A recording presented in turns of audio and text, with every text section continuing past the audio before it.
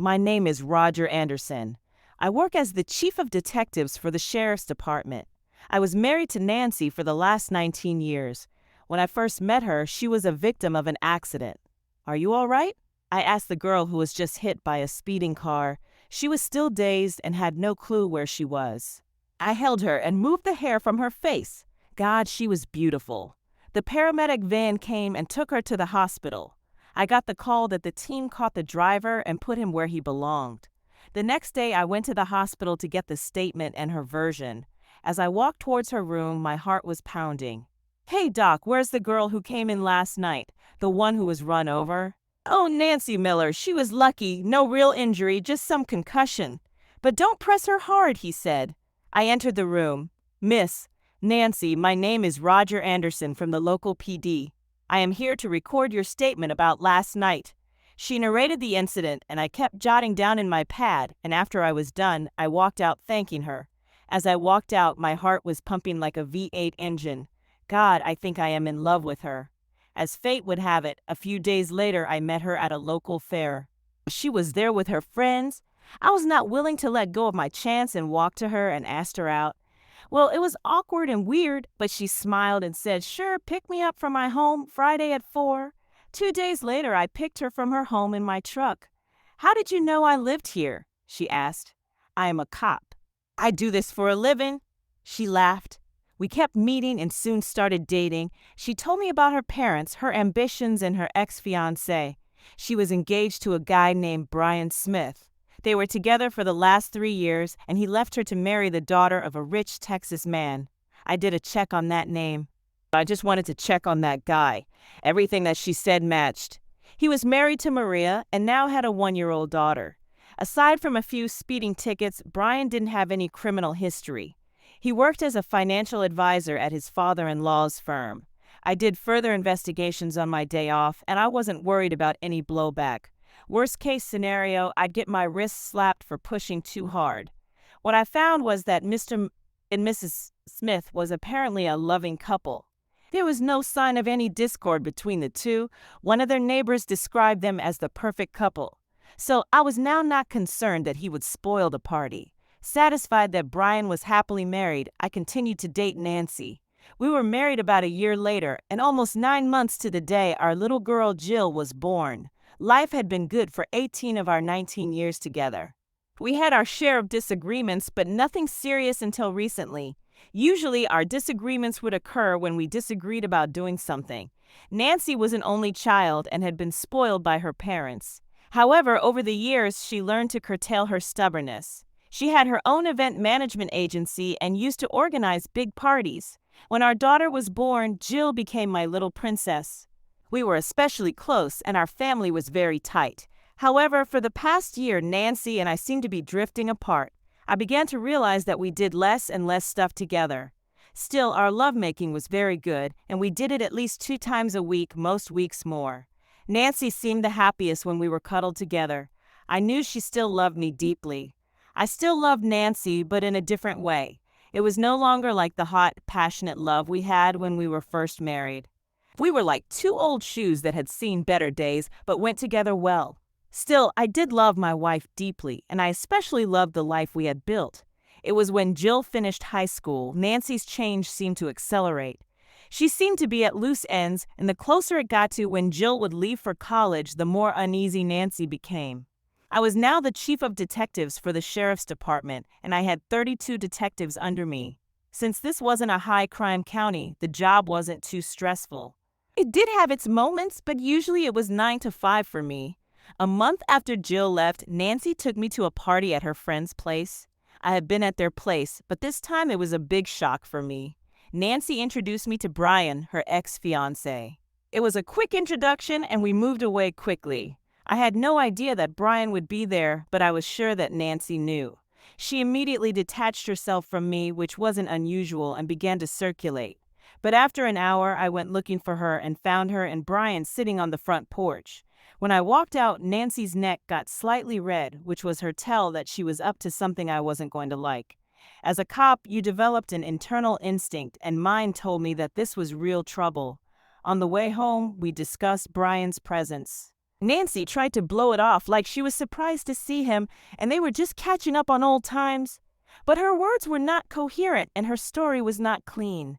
I decided that I wasn't going to blow the whole thing out of proportion but keep myself on the guard. As a police officer, you are many times confronted with extremely unpleasant situations. Still, you have to handle them calmly and professionally. Sometimes it was very distasteful.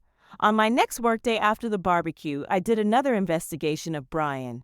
What I found out was that his wife had died a year ago and her death was not from natural causes. There was not a lot of information, but it looked like the investigation was done in a hurry and the matter was hushed. Brian got her insurance money and he was a rich man. Nothing on the record to make him a standout. He was in Japan when his wife died, removing him from the suspect list. As the months went on, we kept running into Brian at more and more functions. I knew this wasn't by accident, so I began to prepare myself for the worst.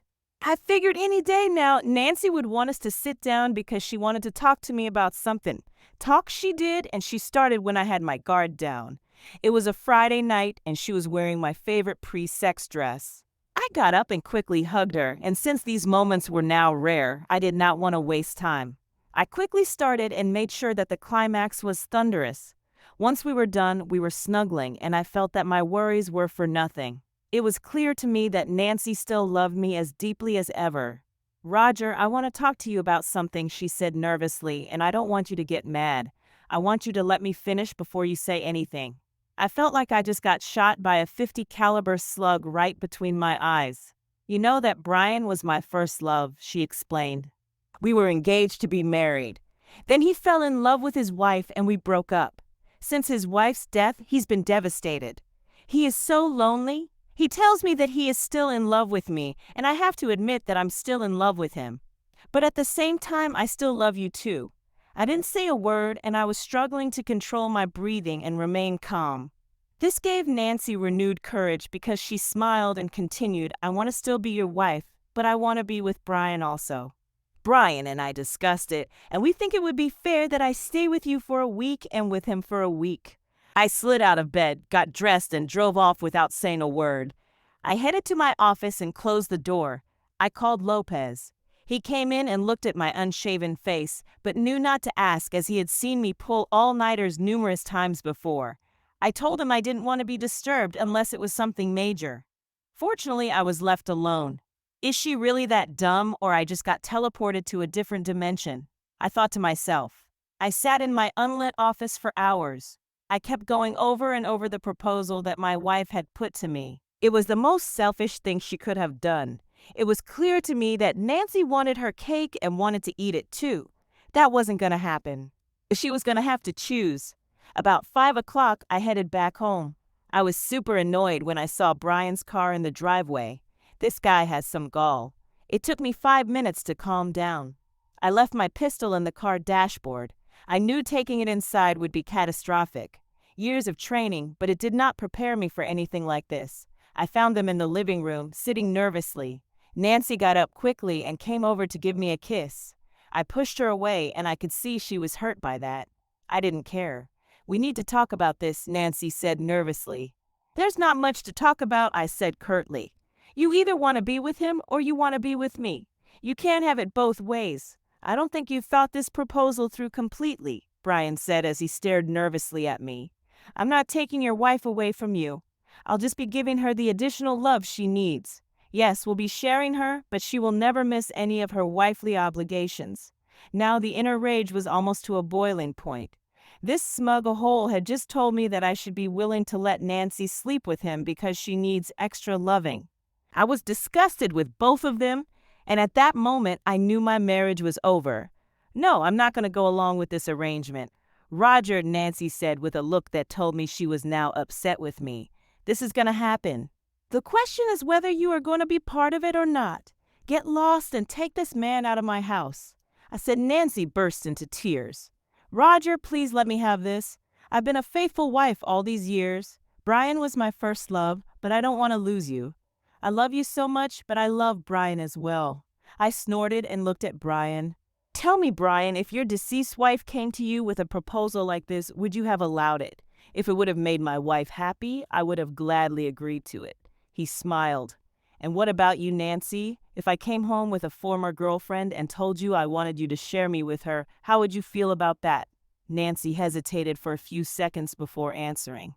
I guess I would be upset like you are right now, but I would eventually agree to it because I truly love you and want you to be happy. Well, I still have my balls in my brain. I will be contacting a lawyer in the morning to arrange for a divorce. I think the split of the assets should be pretty straightforward. The house only has a small mortgage. Once that's paid off, we'll split the proceeds. Our investments, savings, and checking accounts will be split. Jill's college fund will remain intact. There will be no alimony since you'll be living with dipshits sitting there. Now, both of you, please leave. Nancy was crying hard now as Brian took her arm. When she got to the door, Nancy turned back to me and said, "The door is always open, Roger. If you change your mind, I do love you deeply. I do want you in my life." I walked up to the door and slammed it hard. Then I went to the den and started making a list of the things I needed to do. I knew exactly which attorney I'd retain. His name was Dustin Brown. He had a reputation for being a real shark in divorce proceedings. Usually he represented the wives and the poor husbands never knew what hit them. Over the years we have crossed paths. I had helped him numerous times when I didn't have to.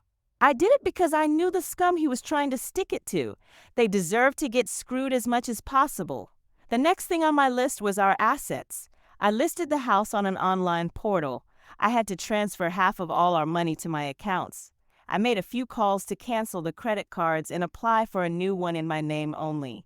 After reviewing my list, I realized there was one crucial task I hadn't addressed yet: calling Jill and informing her of what was happening. The mere thought of having to reveal to my little girl the truth about her mother's actions tore at my heartstrings. It took a full 5 minutes for Jill to regain her composure enough to articulate her thoughts clearly. What she expressed next caught me completely off guard, as she'd gone insane, turning into a 304, and the stupid old witch event brought her flying monkey home to parade in front of you. All those years you have been so wonderful to us. I don't want anything to do with her. I'm not going to stay in touch with her. Tell her she died for me. Jill, I said calmly, you're very upset right now, and I understand your feelings. But Nancy is your mother, and she loves you unconditionally. Don't destroy your relationship with your mother over this. We all lose if you do that. Can you at least wait a few days until you talk to your mother? If she calls me, I'm going to let her have it with both barrels. Please, if she calls, just don't answer for a few days. Promise me you'll do that. Grudgingly, she agreed to do as I asked.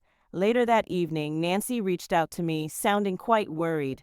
She had been attempting to contact Amanda, but hadn't succeeded in getting through to her. I reassured Nancy, explaining that I had already spoken to Amanda, and she was clearly upset. I conveyed to Nancy that our daughter needed some time to collect herself before she was ready to discuss the matter with either of us. I'll bet you poisoned her mind against me. Nancy accused me. I'll bet you painted as nasty a picture as you could. No, I did nothing like that. I just told her that her mother had to leave me as she needs a new pole to scratch an old itch. I said calmly. I knew that pissed her off. Before Nancy could say anything, I decided to take care of one of the items on my list. Oh, as long as I have you on the line, you should get yourself an attorney. Please, Roger, don't do this. She was crying again. It is killing me that you want me out of your life. I still love you so much. Can't you bend a little for me? Did you? I said and hung up. I decided to take the next week off to ensure I could focus entirely on getting everything sorted out. However, the nights proved to be unbearable. The loneliness of lying in bed by myself was overwhelming. Each morning, I would instinctively reach out for Nancy, only to be reminded of her absence. My first order of business was to call Dustin, but I was taken aback when he informed me that Brian had already reached out to him. That scoundrel was being cunning. It seemed he had already done his research to find the top divorce lawyer and had beaten me to it.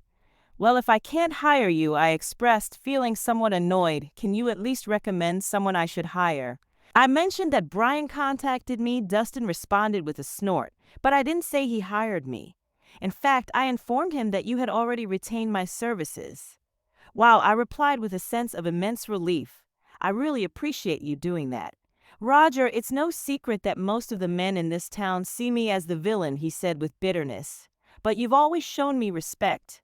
You've gone out of your way to lend a hand when you didn't have to, and I've always appreciated that about you. I want you to know there's no chance I'd take a side against you. Again, it's much appreciated. You're still going to have to pay my fee, he said with a laugh. I do appreciate you, but I have to pay bills too. Not a problem, Dustin. And again, thank you. Even after a few days to calm down, the telephone conversation between Nancy and Jill did not go well. According to Jill, it devolved into a screaming match with ugly names hurled back and forth.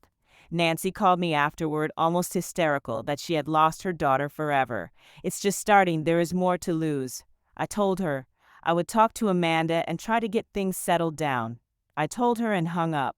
Well, that turned out to be a much harder job than I could have imagined. Jill was still spitting venom when I talked to her about a week later. According to my daughter, she had told her mother that she didn't want anything to do with her. Nancy wouldn't be invited to her graduation, to any marriage, and if they were grandchildren, she'd never meet them. Now I understood why Nancy was in hysterics. You are my true daughter, no DNA test required, I said. She laughed at it. The calls from Nancy persisted right up until the day the divorce was finalized. She continued to plead with me to reconsider and accept their arrangement, but I refused. Once the divorce was official, the calls ceased and I focused on moving forward. Thankfully, my work provided a welcome distraction. As chief of detectives, I had a flexible schedule, allowing me to throw myself into my duties. Over the following 6 months, I became much more hands-on, actively guiding some of our newer detectives and steering them away from dead-end leads. Additionally, I delved into our cold case files. My efforts paid off when we successfully closed a long-forgotten murder case. It turned out the ex-boyfriend was the culprit all along, and the evidence had been there but overlooked. For this achievement, I received a commendation and a well-deserved pay raise. After my divorce, Nancy swiftly remarried Brian, prompting their desire to purchase my share of the house. The mere thought of Brian living in my former home repulsed me. When Brian threatened legal action to force the sale, I stood my ground unfazed. With the support of local appraisers, I managed to inflate the property's value significantly. Despite the inflated prices, Brian proceeded with the purchase. Though initially irked by his audacity, I eventually saw the silver lining. The sale yielded far more profit than I had ever imagined. The divorce proceedings turned out better than I had anticipated, and I owe much of that to Dustin. His meticulous questioning unearthed crucial information that worked in my favor. It was revealed that the down payment for our house originated from an inheritance from my grandfather, making it exempt from being considered community property. Consequently, I received approximately 75% of the proceeds from the sale. With that sum, I made the decision to purchase a condo outright, located conveniently close to my workplace. One night, approximately 8 months after Brian and Nancy tied the knot, I found myself dining alone in a restaurant. To my surprise, I spotted Nancy as she approached my table and took a seat. Though taken aback by her presence, I resolved not to engage in hostility. Glancing around, I noticed Brian seated at a table across the room, perusing a menu. "How are you doing, Roger?" Nancy said softly. "I'm managing," I replied with a fake smile. "And you?" "I still miss you every single day," she confessed, placing her hand atop mine. "I still love you deeply. If you could ever find it in your heart to accept Brian, I'd do anything to be with you again." Initially, I entertained the notion of pulling my hand away and dismissing her plea, but then an idea dawned on me. It was a plan I'd need to discuss with Amanda first, but it presented an opportunity to get back at Brian, that jerk. "I miss you too, Nancy," I admitted sincerely. "Waking up without you has been tough, but you're a married woman now. Speaking of which, I think your husband is looking for you." Nancy glanced over at Brian, who wore a puzzled expression. She nodded at him and rose from her seat. "Just remember, I still love you," she said before walking off to join her husband. God, I never knew this woman has no brain. I called Jill that evening and laid out my plan. Initially, she was horrified and expressed her disbelief. However, as I explained the reasoning behind my idea, her tone shifted and soon giggles erupted from her end of the line. "That's just perfect, Dad," Jill exclaimed between fits of laughter. "You absolutely should go for it." The following day, armed with my daughter's blessing, I placed the call to Nancy. I expressed my desire to have a discussion with her and Brian, and she eagerly agreed, arranging for us to meet at our former home that evening at 7. Punctually, I arrived at 7 and was ushered into the living room by Nancy. It was irksome to see Brian lounging on the couch in what used to be my domain, but I found some solace in the scowl etched on his face. It was apparent that Nancy had sprung this meeting on him at the last minute, judging by the daggers he was glaring at me.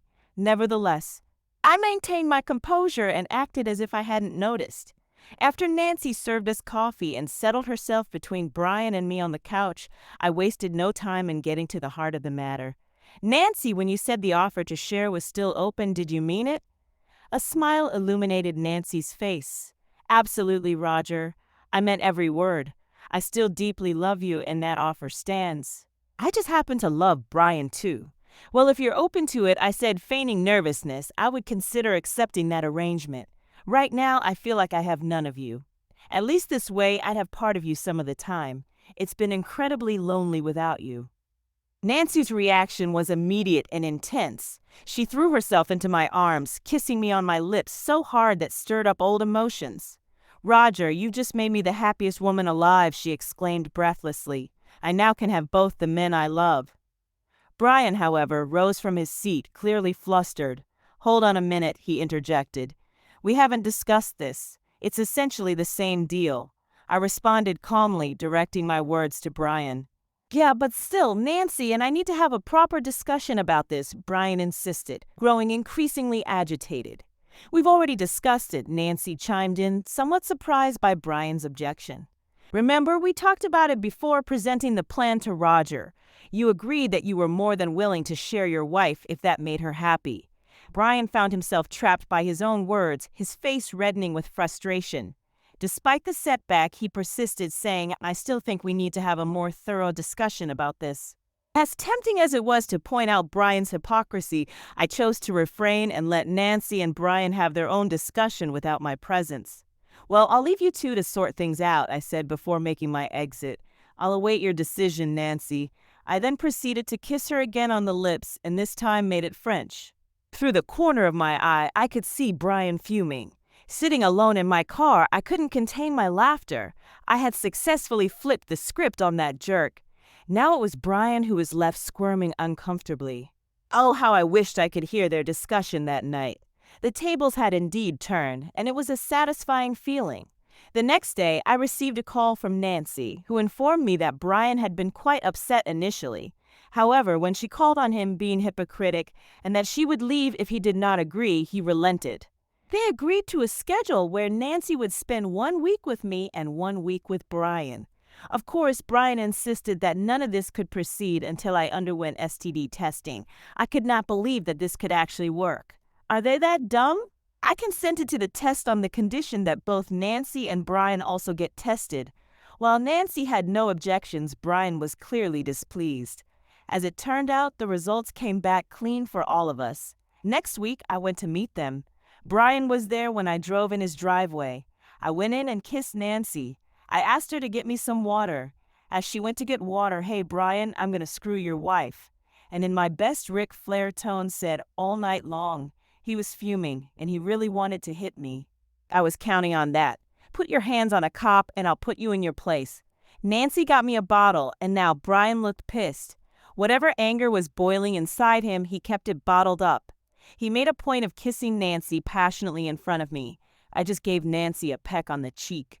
I turned to Brian and said, thanks for bending over, Brian, and left. I guess he got what I meant. The very next day, I was out checking on 3 of my detective teams working different crime scenes. I was on my way to the second scene when a call came over the radio about a disturbance at Kitty Cat Bar. Since I was only a block away, I decided to check it out. When I got there, I discovered there had been a disturbance with a drunk patron. I was surprised to find out that the person drunk was Brian. I decided to handle this problem myself. After dismissing the 2 officers, telling them I'd handle the call, I turned to Brian. Come on, Brian, I said, taking his arm. I'm going to take you home. I don't need your help, he yelled. Brian, your choice is either I take you home or to jail. What do you want? He decided to accept a ride home. Neither of us said a word all the way to my old house. When he got out of my car, all he said was, F you. As I dropped him home, I walked to him and said, don't waste time. You have 6 days left before I come and take your wife. By the 4th day, Brian was getting less and less thrilled with the arrangement. He and Nancy were arguing more and more about it. He wanted the whole thing to stop, but Nancy couldn't see why. Finally, when I went to pick up Nancy for my week, things seemed to have boiled over. Brian and Nancy were yelling at each other in the front yard. I decided to try to calm them down. "I suggest you both calm down before this escalates," I interjected calmly, maintaining a smirk. "Otherwise, someone might end up calling the authorities." "Screw you," Brian shot back with a glare, redirecting his attention to Nancy. "If you choose to go with him, then we're finished." "We have a mutually agreed upon arrangement," Brian, Nancy retorted sharply, her tone taking on an edge I hadn't witnessed before in our interactions. Since I'd known Brian, my ex-wife had consistently spoken to him with nothing but affectionate tones. "That arrangement is garbage," Brian yelled, his frustration evident. "And I'm warning you once more, if you go with him, it's over between us." "You don't mean that?" Nancy dismissed his threat with a wave of her hand. "Let's not forget it was you who initially proposed the idea of sharing." It was hilarious, and I was enjoying every second of it. With a made-up, troubled expression, I watched as Brian stormed back into the house, slamming the door behind him. Turning to Nancy for an explanation, she simply shrugged. "He's just acting like a child," Nancy offered, linking her arm with mine. "He'll cool off soon, and everything will go back to normal. I guess you should talk to him and try to cool off things. I will pick you up in the evening," I told her and left for the office. However, things didn't return to normal. It was about to get worse, and I was not prepared for it. That afternoon, I got a call from one of the detectives. "Sir, we have some bad news. There has been a homicide." I was shocked and asked, "Who is it?" "It's Nancy, sir." Brian did it. As per him, it was a fit of rage. "We have arrested him and brought him in." I did not expect that. I was feeling guilty for Nancy's death. What am I going to tell Jill? She will hate me for my actions. They got him in, but did not allow me near him. The team was aware of my history with Brian and asked me to be away from him. I reluctantly agreed and went back to my office. I called Jill and told her what had happened, and as expected, she did not blame me but did not say anything. She just heard me and just said, "I need some time, Dad. I'll call when I am fine." I did not say anything else. Brian was taken to the jail for the proceedings and the paperwork began. Post-autopsy, I signed for Nancy's body and prepared for the funeral. Jill joined me the next day, and we both hugged each other and cried. "I am sorry, Jill. It's all because of me. You did not pull the trigger, Dad." With a heavy heart, Nancy said, "It's the path she chose, and this is where we find ourselves now. It's not your fault." I was in my office when a woman knocked and walked in. "I am Area FBI. She displayed her ID. We need to have the weapon used on Nancy." I looked at her surprised. That was blunt and fast. She handed me some documents and said, "The suspect, Brian, who killed Nancy. We are investigating him for the murder of his previous wife, Amanda, but he was not a suspect." I said. She looked at me with a raised eyebrow. You know, some cops were paid off to look the other way. Apparently, her father had more money and more connections. He got us involved, but he was in Japan. I questioned. Japan and the USA have a time difference. The cops played on it in their report. He landed in Japan and boarded a flight 30 minutes later and reached the USA. So he was in Japan and the USA on the same day. "Yes, and you never heard it from me." She said. I nodded and asked, "Why do you need the weapon?" "We suspect that it is the same that was used on his previous wife." We filed the formalities and handed her the weapon. "We will share the report with you, and you can use the same in the court for this case." She stood up and left.